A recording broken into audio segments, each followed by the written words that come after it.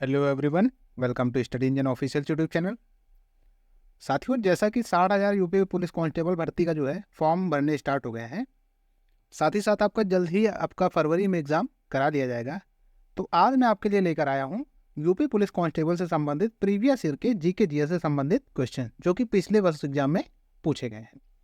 इसका ये पहला सेट है। आइए करना स्टार्ट करते हैं क्वेश्चन। देखते हैं, हमारा पहला क्वेश्चन है, संयुक्त प्रांत का नाम बदलकर उत्तर प्रदेश कब किया गया था? तो जो संयुक्त प्रांत जो उत्तर प्रदेश है वर्तमान में, इसका पहले जो नाम हुआ करता था वो संयुक्त प्रांत हुआ करता था। 24 जनवरी 1950 को इसका नाम बदलकर उत्तर प्रदेश किया गया और इसी दिन को 24 जनवरी को यूपी दिवस के रूप में मनाते हैं हम लोग। इसके बाद बात करें, सूफी कवि अमीर खुसरो का जन्म उत्तर प्रदेश के किस जिले में हुआ था? तो जो सूफी कवि अमीर खुसरो थे उनका जन्म जो कि वर्तमान में एटा है, एटा के पटियाला गांव में हुआ था। एटा के पटियाला गांव में हुआ था।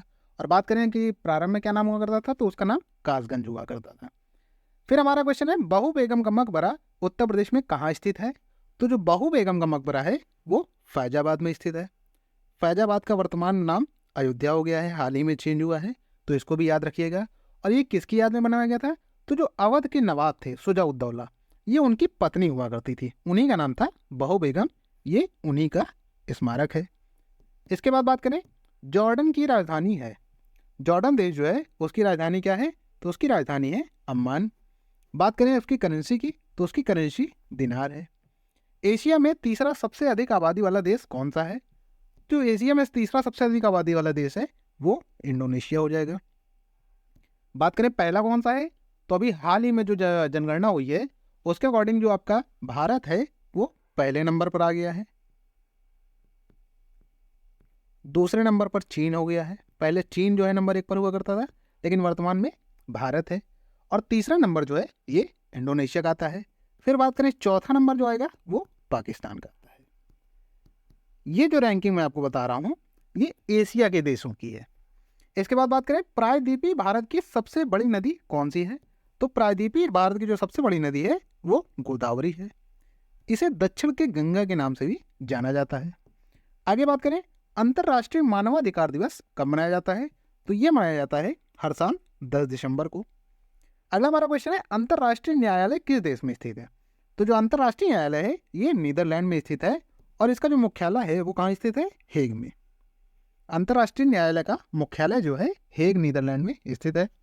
इसके बाद हमारा क्वेश्चन है, पेड़ पौधों में जो निषेचन होता है, तो निषेचन के बाद जो अंडाशय होता है वो किस में परिवर्तित होता है? तो निषेचन जो अंडाशय होता है ये फल में परिवर्तित हो जाता है। इसके बाद बात करें, पौधों में पानी और पोषक तत्वों के परिवहन के लिए संवहनी ऊतक को कहा जाता है। देखिए, संवहनी ऊतक जो होते हैं वो दो होते हैं, एक आपका होता है जाइलम और एक होता है फ्लोएम। तो जो पानी और पोषक तत्वों का परिवहन करता है उसे हम कहते हैं जाइलम, और जो फ्लोएम होता है ये पत्तियों से पौधों के अन्य भागों में भोजन पहुंचाने का काम करता है। इसके बाद हमारा अगला क्वेश्चन है, विश्व हिंदी दिवस मनाया जाता है। तो जो विश्व हिंदी दिवस मनाया जाता है वो प्रत्येक साल 10 जनवरी को मनाया जाता है।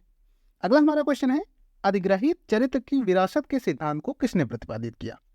देखिए, जो अधिग्रहित चरित्र का विरासत का सिद्धांत है इसे एक और नाम से जाना जाता है, उसे कहा जाता है लैमार्कवाद का सिद्धांत। लैमार्कवाद का सिद्धांत। तो लैमार्कवाद का सिद्धांत पूछेंगे तो आप इजीली लगा सकते हैं लैमार्क ने प्रतिपादित किया था, लेकिन कभी कभी ऐसे भी पूछ लेता है अधिग्रहित चरित्र की विरासत के सिद्धांत को किसने प्रतिपादित किया, और ये प्रीवियस ईयर के कांस्टेबल पेपर में पूछा भी गया था। तो ये प्रतिपादित किया है जीन बैप्टिस्ट लैमार्क ने। आगे बात करें, पूर्ण रूप से जीएसटी की सिफारिश किसके द्वारा की गई थी? तो जो पूर्ण रूप से जीएसटी की सिफारिश की गई थी वो की गई थी विजय केलकर समिति द्वारा। वो भी कब की गई थी? 2005 में। अगला हमारा क्वेश्चन है, भारत का पहला पुलिस साइबर स्टेशन कहाँ स्थापित किया गया था? तो ये स्थापित किया गया था बेंगलुरु में। बेंगलुरु आपका कर्नाटक में पड़ता है।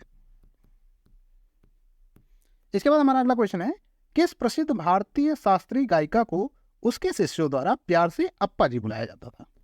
तो जो गिरिजा देवी जी जो थी इन्हें इनके जो शिष्य थे वो प्यार से अप्पा जी कहकर बुलाते थे।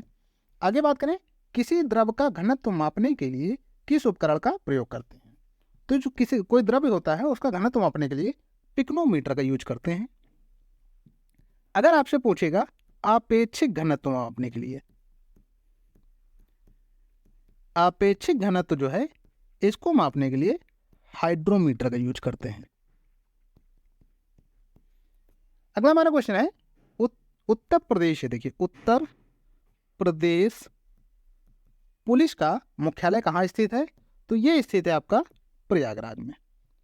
इलाहाबाद इसका पहले नाम हुआ करता था, अभी वर्तमान में क्या नाम है इसका? वर्तमान में इसका जो नाम है वो आपका है प्रयागराज।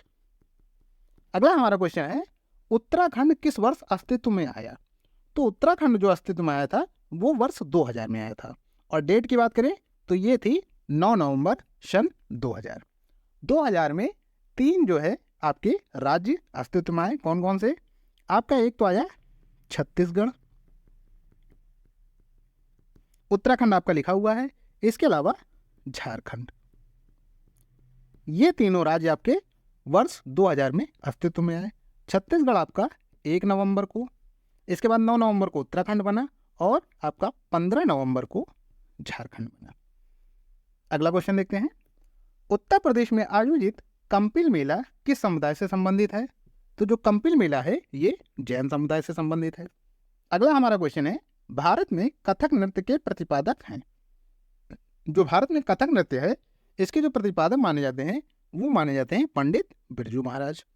अगला हमारा क्वेश्चन है एक पौराणिक कथा के अनुसार दशाश्वमेध घाट पर किए गए दशाश्वमेध यज्ञ के दौरान में देखिए आप बढ़ा लीजिएगा, दौरान किस भगवान ने 10 घोड़ों की बलि दी थी? देखिए टाइपिंग एरर है, इसको सही कर लीजिएगा, बलि। तो जो 10 घोड़ों की बलि दी गई थी दशाश्वमेध यज्ञ में वो दी थी भगवान ब्रह्मा ने। अगला क्वेश्चन देखते हैं भारत का सर्वोच्च वीरता पुरस्कार कौन सा है? तो भारत का जो सर्वोच्च वीरता पुरस्कार है वो परमवीर चक्र है। इसके अलावा अन्य वीरता पुरस्कार भी होते हैं जैसे कि महावीर चक्र, कीर्ति चक्र, ये भी आपके वीरता पुरस्कार हैं, लेकिन जो सर्वोच्च वीरता पुरस्कार है वो आपका परमवीर चक्र होता है। इसके बाद हमारा अगला क्वेश्चन है विश्व पर्यावरण दिवस किस दिन मनाया जाता है? तो विश्व पर्यावरण दिवस हर साल 5 जून को मनाया जाता है। अगला हमारा क्वेश्चन है जेट इंजन का आविष्कार किसने किया?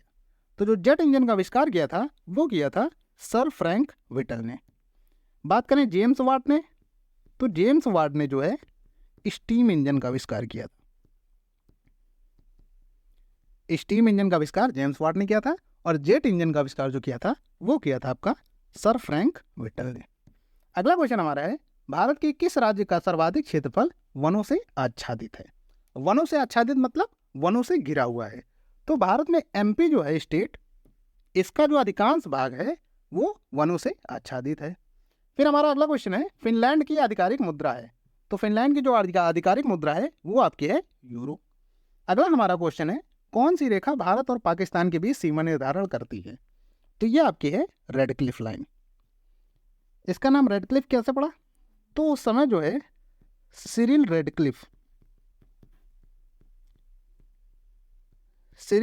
जो थे इन्होंने भारत और पाकिस्तान के बीच सीमा का निर्धारण किया था, इसीलिए इस लाइन को रेडक्लिफ लाइन कहते हैं। इसके अलावा आपका जो है मैकमोहन जो है ये भारत और चीन के बीच सीमा का निर्धारण करती है। अगला क्वेश्चन देखते हैं प्योंगयांग किस देश की राजधानी है? प्योंगयांग जो है ये उत्तर कोरिया की राजधानी है। इसकी मुद्रा की बात करें तो आपका वॉन होती है। उत्तर कोरियन नॉर्थ कोरियन वॉन होती है, और दक्षिण कोरिया की साउथ कोरियन वॉन होती है। अगला हमारा क्वेश्चन है लक्षद्वीप के लोग मलयालम के अलावा दूसरी कौन सी भाषा बोलते हैं? तो वो बोलते हैं महल या माही भाषा जो है ये लक्षद्वीप के लोग बोलते हैं, और ये बोली जाती है आपकी कहाँ पर? आपका मिनिकॉय जो एरिया है वहां पर बोली जाती है। अगला हमारा क्वेश्चन है शिवाजी के छोटे पुत्र का नाम बताइए जो तीसरे छत्रपति भी थे। तो जो शिवाजी के छोटे पुत्र थे उनका नाम था राजाराम, और जो बड़े पुत्र थे उनका नाम था संभाजी। ये शिवाजी के 2 पुत्र थे। यहाँ पर पूछा है शिवाजी के छोटे पुत्र का नाम बताइए जो तीसरे छत्रपति भी थे, तो वो आपके हैं राजाराम। अगला क्वेश्चन देखते हैं भारत के राष्ट्रपति का प्रतिमाह वेतन है। भारत के जो राष्ट्रपति हैं उनका प्रतिमाह वेतन जो होता है वो आपका है 5 लाख रुपए। अगला हमारा क्वेश्चन है हवा महल का निर्माण 1799 में किसके द्वारा करवाया गया था? तो जो हवा महल है इसका निर्माण करवाया गया था महाराजा सवाई प्रताप सिंह के द्वारा। यहाँ पे आपको दो चीज़ें मिल जाएंगी, एक तो आपका 1799 में हवा महल का निर्माण कराया गया और किसके द्वारा करवाया गया? महाराजा सवाई प्रताप सिंह के द्वारा। अगला हमारा क्वेश्चन मिल जाता है, हस्तलिखित संविधान पर 24 जनवरी 1950 को 284 सदस्यों द्वारा हस्ताक्षर किए गए, इनमें से कितनी महिलाएं थी? देखिए हमारा संविधान जो है ये 26 जनवरी 1949 को बनकर तैयार हो गया था, लेकिन जो फाइनल साइन हुए थे वो 24 जनवरी 1950 को हुए थे। उसमें 284 सदस्य उपस्थित थे, उनमें से 15 महिलाएं भी थी। ये आपसे क्वेश्चन पूछ लेता है तो उसको याद रखिएगा। आगे बात करें, मानव शरीर में कौन सा अंग इंसुलिन उत्पन्न करता है? तो जो हमारा अग्न्याशय होता है ये इंसुलिन उत्पन्न करता है। अगला हमारा क्वेश्चन है, कौन सी अधातु है जो कमरे के तापमान पर तरल अवस्था में रहती है? देखिए क्वेश्चन को बहुत ही अच्छी तरीके से पढ़ा करिए। कभी कभी होता क्या है कि आपको क्वेश्चन आता है लेकिन जल्दबाजी के चक्कर में आप क्वेश्चन गलत कर देते हैं। यहाँ पर कई लोग होते हैं अधातु नहीं पढ़ेंगे, सीधे पढ़ेंगे जो कमरे के तापमान पर तरल अवस्था में होती है, लगा दिया पारा। लेकिन यहाँ पर हमसे क्वेश्चन में पूछा हुआ है अधातु, तो अधातु की जब बात होगी तो वो अधातु होती है ब्रोमीन। लेकिन अगर धातु की बात करें, कौन सी धातु है जो कमरे के तापमान पर तरल अवस्था में रहती है, तो वो आपकी हो जाएगी पारा।